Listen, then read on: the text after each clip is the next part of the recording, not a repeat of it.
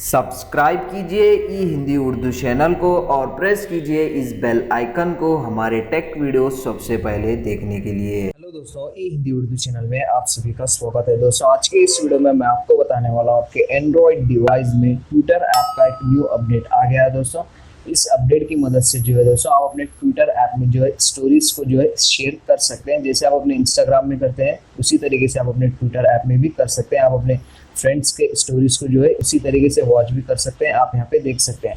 तो बट इसके लिए दोस्तों सबसे पहले आपको जाना है गूगल प्ले स्टोर में। गूगल प्ले स्टोर में जाने के बाद आपका जो ट्विटर ऐप रहता है उसको अपडेट कीजिए। अपडेट करने के बाद आप ये फीचर को इजी तरीके से यूज़ कर सकते हैं।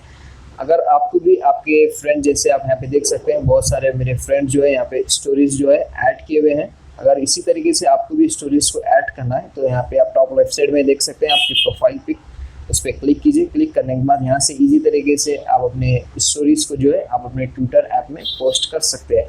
तो काफ़ी यूजफुल सा अपडेट है दोस्तों ट्विटर ऐप के लिए। तो बस ज़्यादा कुछ है नहीं इस वीडियो में बताने के लिए, सिंपल सा वीडियो है। वीडियो पसंद आ गई हो तो लाइक कीजिए, शेयर कीजिए, सब्सक्राइब कीजिए। मिलते हैं दोस्तों इसी तरह के नेक्स्ट वीडियो में। Thank you.